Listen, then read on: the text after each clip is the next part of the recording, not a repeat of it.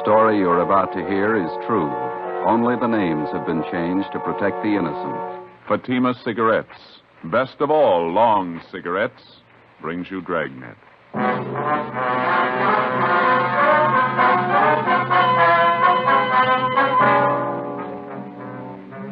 You're a detective sergeant. You're assigned to missing persons detail. A 10-year-old boy disappears from his home in a remote section of the city.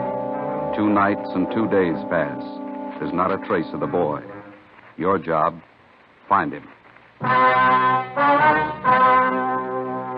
Friends, compare Fatima with any other king-size cigarette. You'll find a world of difference. Yes, in Fatima, the difference is quality. Quality of tobaccos. The finest domestic and Turkish varieties. Extra mild, superbly blended. To give you a much different, much better flavor and aroma. Quality of manufacture. Smooth, round, perfect cigarettes. Rolled in the finest paper money can buy. Manufactured in the newest and most modern of all cigarette factories. Quality. Even to the appearance of the bright, clean, gold and yellow package. Carefully wrapped and sealed to bring you Fatima's rich, fresh, extra mild flavor. So compare Fatima yourself today. You'll find Fatima's now cost the same as other long cigarettes, but your first puff will tell you... Ah, that's different. Yes, in Fatima, the difference is quality. Buy Fatima.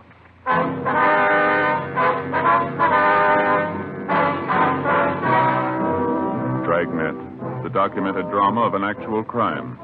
For the next 30 minutes, in cooperation with the Los Angeles Police Department, you will travel step by step on the side of the law through an actual case transcribed from official police files. From beginning to end, from crime to punishment, Dragnet is the story of your police force in action.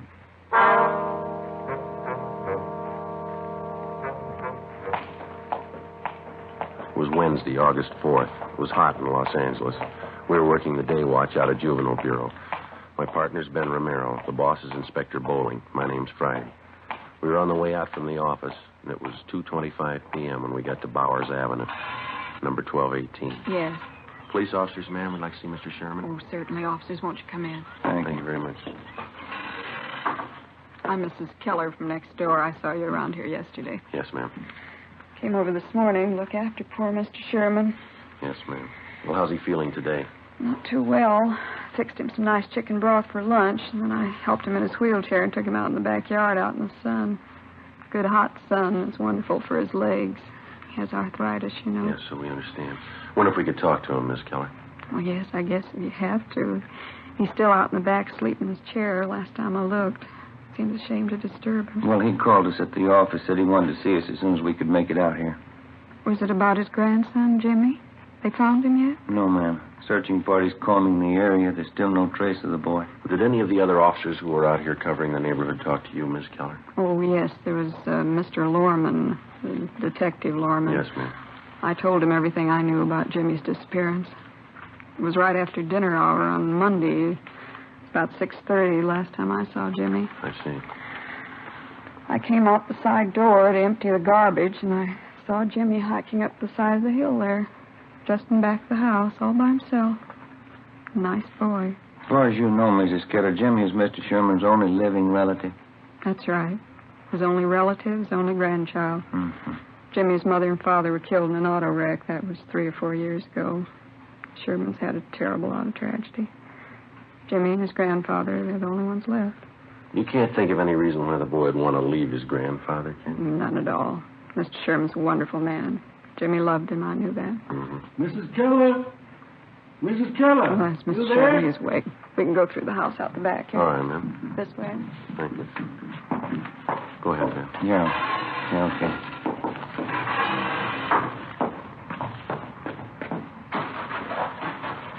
Visitors for you, Mr. Sherman. How are you feeling? All right, I suppose. Hello, Sergeant. How are you, Mr. Sherman? What about the boy? Have you found him yet? Well, nothing yet, Mr. Sherman. We've added more men to the searching party. We're doing everything we can. Gone 2 nights and 2 days. Tell me the truth, Sergeant. What's happened to the boy? Well, right now, we don't know any more about it than you do, sir, but that's no reason to give up hope. You told us yourself yesterday that Jimmy's been missing once before. It turned out all right that time. He wasn't gone for 2 nights and 2 days.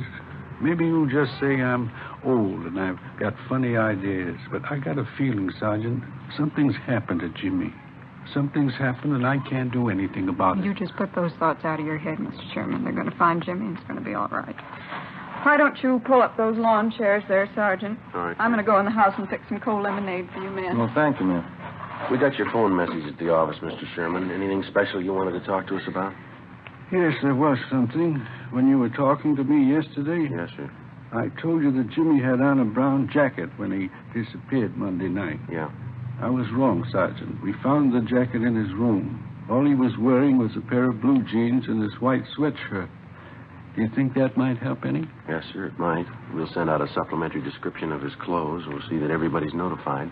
Just wish I could be out there with a searching party. Arthritis is pretty bad today. Caught me at a terrible time. Don't know what I'd do if anything happened to the boy. I know we've asked you this before, Mr. Sherman, but can you think of any reason at all why your grandson would want to leave home? No, sir, no reason at all. Those 2 collie pups over there in the pen. Jimmy just bought them last week with his own money. Saved up to get them. I see. The boy's crazy about dogs. That's why I say he just wouldn't pick up and leave everything. The boy and me got along fine. No reason for it, Sergeant. Something's happened to the boy.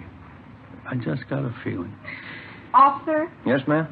telephone call for either one of you. I get it, Ben. I'll be right back. Yeah, right.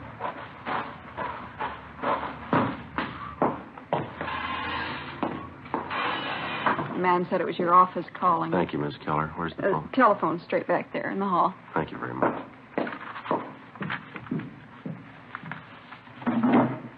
Friday talking. This is Bowling, Joe. Just heard from the search party up in the hills. Oh, did they find something? Yeah, in the Elysian Park area by the upper reservoir. Uh-huh. Found a pair of kids' trousers right by the edge of the water. What kind of trousers? Blue jeans, nothing in the pockets. They'll start dragging for a body as soon as they get the equipment. Check it out with the grandfather, huh? See if the boy was in the habit of hiking up there around the reservoir. Right. We'll call in just before we leave here. Right, Joe. Right, bye.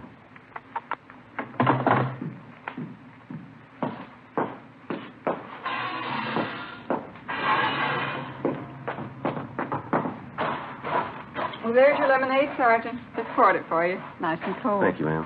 What was it, Sergeant? Something about the boy? Well, nothing definite, no, sir. Just a report on the search party. They're still up in the Elysian Park area. Oh, I see. Did your grandson Jimmy do much hiking in that neighborhood up there, Mr. Sherman? Yes, I think he did. Likes to hike up there around the reservoir. Why?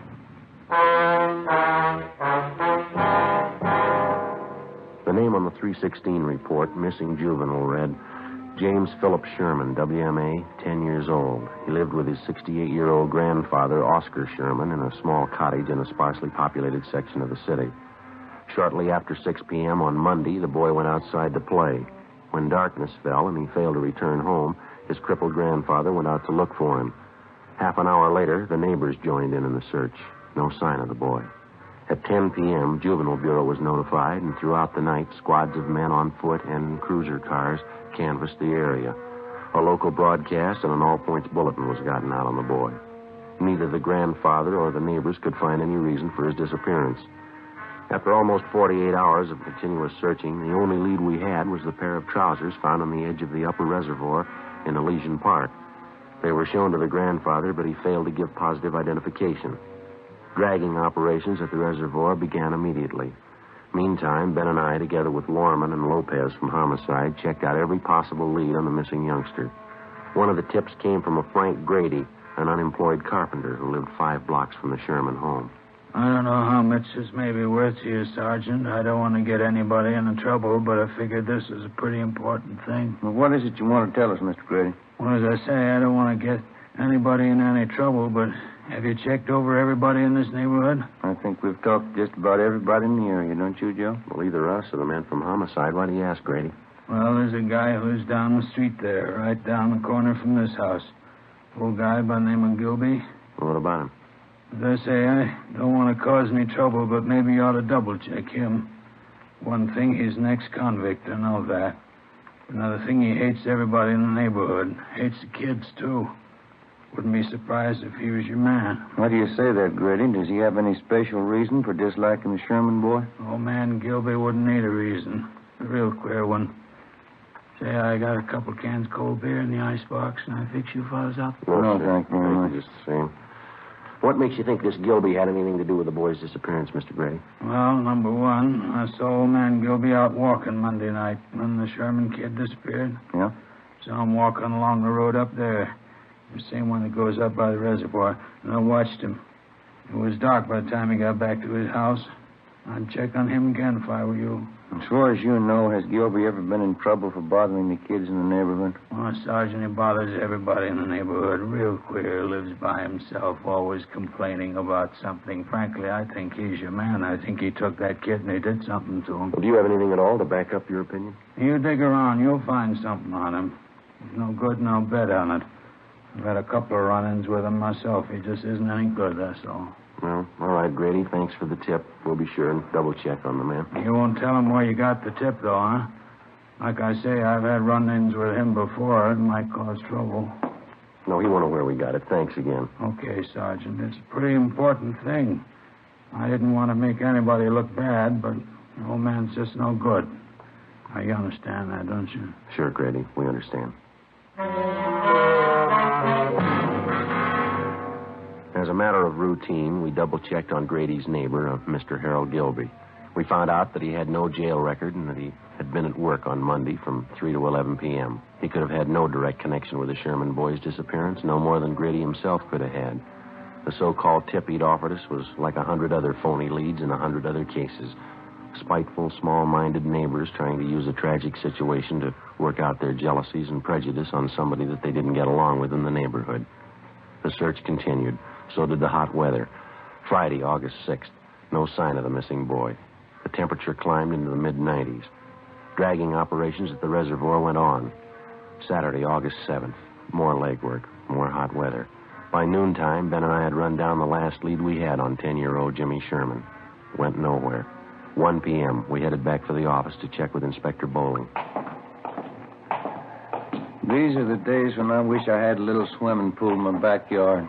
Sure be nice to go home to. Yeah, well, save your money. No, it doesn't cost so much.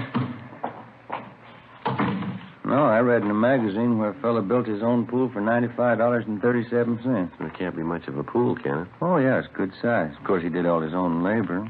Had all his friends in to help out. He must have had a lot of friends, didn't he? Yeah, he did after he finished the pool. Friday, Ben? Hi. Oh, hi, Skipper. How'd you two make out? Anything? No luck at all. It makes it unanimous. Did you hear about the old man, the boy's grandfather? No, what happened? I guess the strain got too much for him. He collapsed. They're moving him to a hospital. Oh, that's too bad. Right. Our men still up there at DRAGNET Reservoir? Finished this morning. Nothing. Well, how about the search party? Nothing there either, I suppose. No, not a trace of the boy. It's a blind alley all the way around. How about the APB, the radiogram? Had 3 replies so far. None of them panned out. Here, grab it. Juvenile Bureau, Bowling. Yeah, Fred. No good, huh? Yeah, all right. Check you later. I heard it once. I heard it 50 times. No trace of the boy. Got me, Skipper. Something real weird about the whole thing. Well, now, look, we know he didn't just disappear into thin air. Kid's gone. There's a good reason for it. There's got to be an answer somewhere. That's right. You'll find it. Another week passed, and then a month. 2 months. We were no farther along than the day we started on the case. In November, we had a teletype from Chief Earl O'Clair of the Phoenix, Arizona Police Department. Reportedly, the Sherman boy had been seen in Phoenix. It was another false alarm. The Christmas holidays wore on into a new year. February came and went, then March, and April. Tuesday, May 3rd, 1:40 p.m. Ben and I got a call to check in with Inspector Bowling. This telegram just came in from Dayton, Ohio. Have a look. Thank you. Let's see, Joe. What is it? Jimmy Sherman. They found him. 9 months had gone by, almost to the day, since the Sherman boy had disappeared. The grandfather was contacted immediately. When he was told his grandson had been found and that he was safe, the old man was unable to answer. He broke down and wept. In our communications with the Dayton, Ohio police, they told us that the boy had been found wandering along a highway just outside that city and that he'd appeared to be in a kind of a dazed condition. The boy told the Dayton officers that he'd been kidnapped a short distance from his home in Los Angeles by a man in a blue sedan. He gave them detailed descriptions of both the man and the car. He told them that for the past 9 months, the man had held him prisoner, driving from state to state, never letting the boy out of his sight. He said the kidnapper told him on several occasions that he was holding him for ransom and that he was waiting to get money from his grandfather. On May 8th, the youngster was returned to Los Angeles and reunited with his grandfather. On May 10th, we got a call from the grandfather that he wanted to talk to us. Ben and I drove out to see him. Come right in, officers. Glad to see you. How are you, sir? Hi, Mr. Sherman. Sorry to cause you all this trouble chasing you out here like this. Not at all, sir. What is it you want to see us about? Well, I'm not really sure about it, Sergeant. That's the whole thing of it. I don't know if it's me or what it is. Well, what's bothering you, Mr. Sherman? It's the boy, Jimmy. I don't know what to think.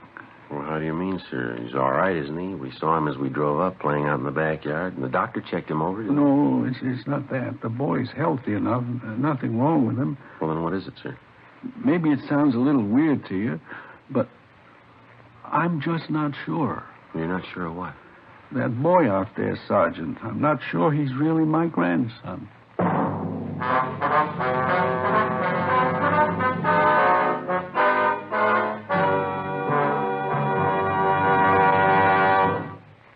You are in the communications division of a Metropolitan Police Department, the teletype room.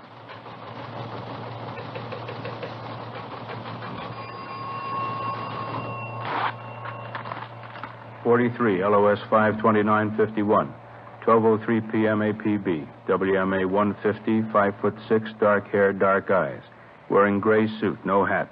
Suspect is wearing glasses. Heavy build, 22 years. Suspect is armed with blue steel revolver. Any information? Forward. You have just heard a teletype description of a suspect. This information will apply to many, but careful screening will eliminate all but one. You'll find the same is true when you examine king-size cigarettes. Careful screening will eliminate all but Fatima. Compare Fatima. Fatimas are the same length as any other king-size cigarette, 85 millimeters. Fatima has the same circumference, 1 1/64 inches around. And Fatima filters the smoke exactly the same long distance as other king-size cigarettes, but in Fatima the difference is quality. Fatima gives you extra mildness, a much different, much better flavor and aroma. You get all the advantages of extra length, plus Fatima quality, which no other king-size cigarette has. So compare Fatima yourself. Your first puff will tell you... Ah, that's different. Yes, in Fatima, the difference is quality. Best of all, long cigarettes.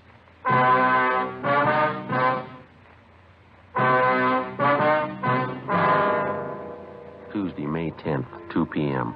When the aging grandfather, Oscar Sherman, told us that he wasn't sure whether the recovered boy was really his grandson, Ben and I didn't know what to think.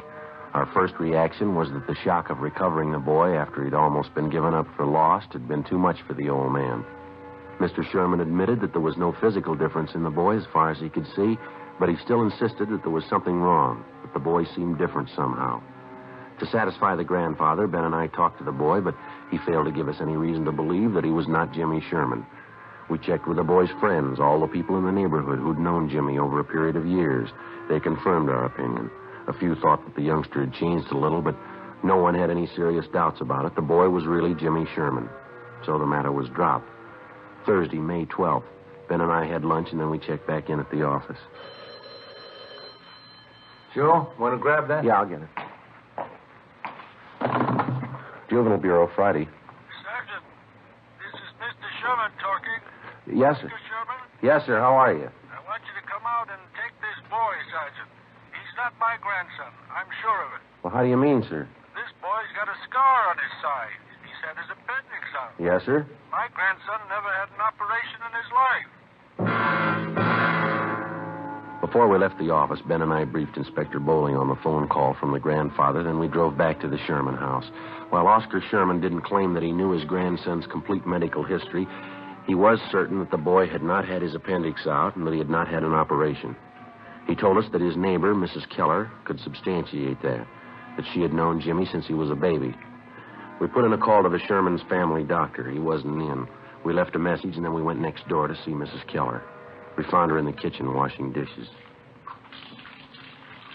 I just got a couple more to rinse. Can you wait a minute? Yes, Of course we can.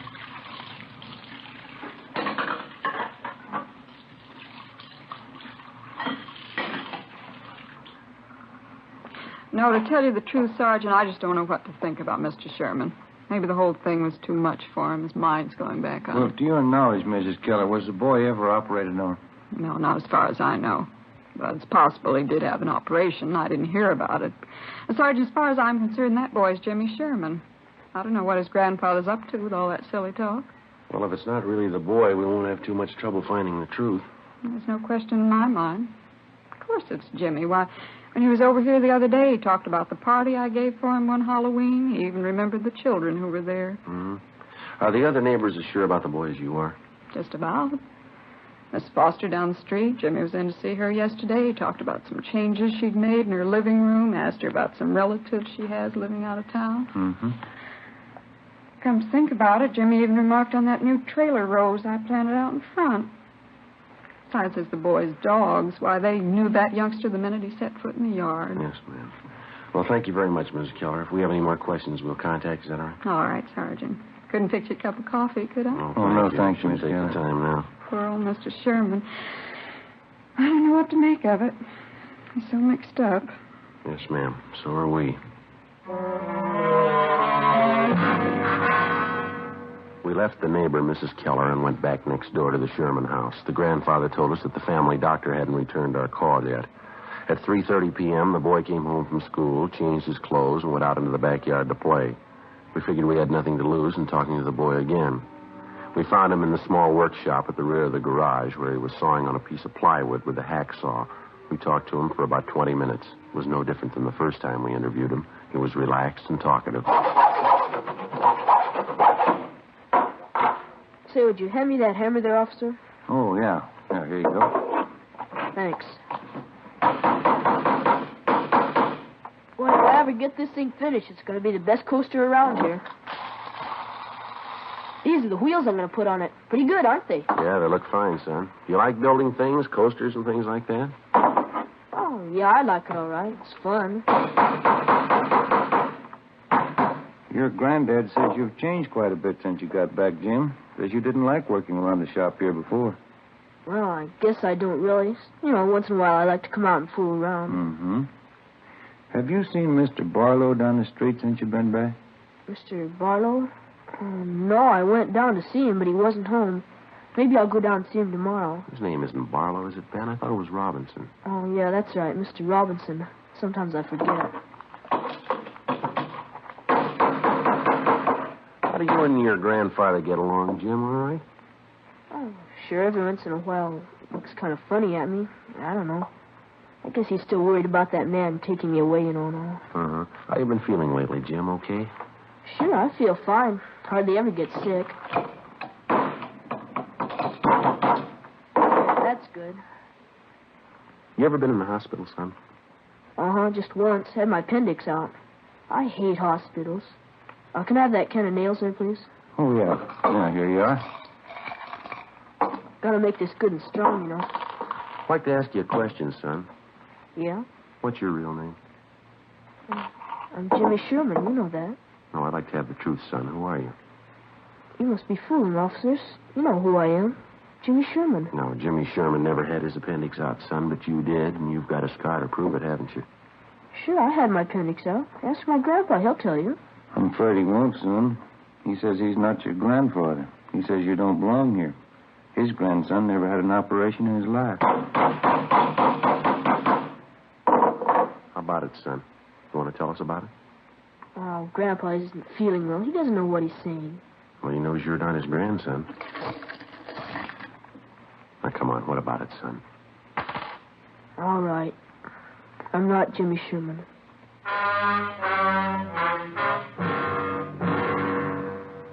He told us his real name was Donald Rush. He said he'd run away from his home in Springfield, Ohio, 2 weeks before. He said that he'd been picked up by the police on a highway just on the outskirts of Dayton, Ohio. On returning the boy to the station, the police officers saw that he fitted the description of the missing California boy perfectly. It was almost as if the two were identical twins. Under the impression that the youngster was suffering from shock or amnesia, the police officers told him all about his home and his friends in California. They gave Donald Rush all the information that they had on the missing Sherman boy, all the newspaper stories, pictures, the dozens of teletypes and circulars which had been sent across the country in an effort to locate the missing youngster. On his way out to California on the train, the Rush boy was given dozens of newspapers to read which contained thousands of words concerning the disappearance of Jimmy Sherman. So by the time he got to Los Angeles, Donald Rush knew everything he had to know about the boy he was impersonating. We questioned the Ohio youngster further. Besides an exceptionally high IQ, he admitted to having an almost photographic memory. We took him in the house to face the grandfather of the boy that he'd been impersonating, the boy who was still missing. Mr. Sherman. Yes, Sergeant. Sit down, won't you? The boy here has a confession for you. He wants to tell you himself. I think I know. I was right all along, wasn't I, Sergeant? I didn't mean anything by it, mister. I just thought it'd be fun to make out like I was somebody else for a while. You wouldn't know the difference, would you, Sergeant? No, sir. I'm afraid I wouldn't. That picture over there on the mantel and the boy here, they look exactly alike to me. There's only one thing I'd like to know, son. Yeah? Why'd you do it? Why'd you try and fool me? Oh, I don't know, mister. I ran away from home, and the cops picked me up near Dayton. They thought my name was Jimmy Sherman. They said I was a missing kid from California. Why didn't you straighten them out right then, son? I was kind of afraid, and if I told them what my real name was, they would have sent me back home. So I just let them think I was really Jimmy Sherman. And they seemed to be pretty sure I was. How long did you think you could keep it up, son, pretending you were somebody else? I don't know. Guess I never thought much about that. I got here, and everybody was nice to me. I just didn't think about anybody finding out. Honest, mister, I didn't mean to do anything wrong. I didn't mean to hurt anybody. And you never saw my grandson? You never saw Jimmy? No, sir. I just got on the train, and they brought me out here. You don't know where he is? You don't know how he is? All right, try to take it easy, Mr. Sherman. Why would you do it, boy? You're a stranger. Why would you try to fool me about Jimmy?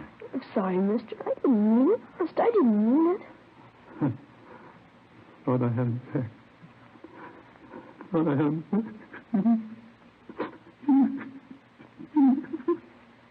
Come on, Ben. Let's go, son.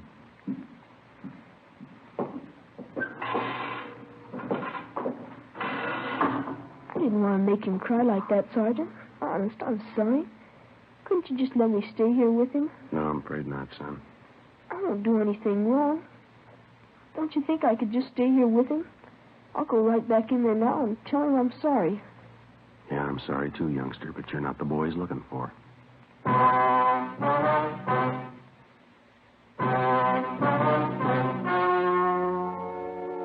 story you have just heard was true. Only the names were changed to protect the innocent. On Wednesday, May 20th, a meeting was held at the Juvenile Bureau, City and County of Los Angeles, State of California. In a moment, the results of that meeting. And now here is our star, Jack Webb. Thank you. Friends, I hold in my hand a new pack of Fatimas. All I need to prove that Fatima is the best of all long cigarettes. Now here on the side, you'll find this statement. Fatima contains the finest Turkish and domestic tobaccos, superbly blended to make Fatima extra mild. Fatima gives you all the advantages of extra length, plus Fatima quality, which no other king-size cigarette has. So tomorrow, buy a pack of Fatimas. I know you'll find that in Fatima, the difference is quality.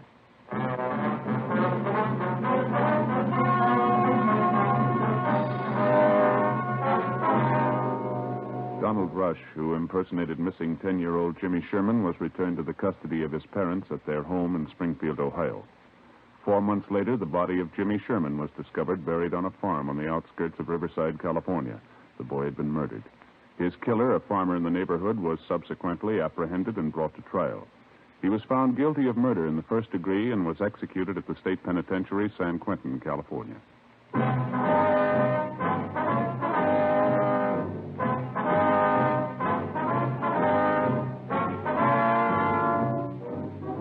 have just heard Dragnet, a series of authentic cases from official files. Technical advice comes from the Office of Chief of Police W.H. Parker, Los Angeles Police Department. Fatima Cigarettes, best of all long cigarettes, has brought you Dragnet, portions transcribed from Los Angeles. Stay tuned for Counter Spy, next over most NBC stations.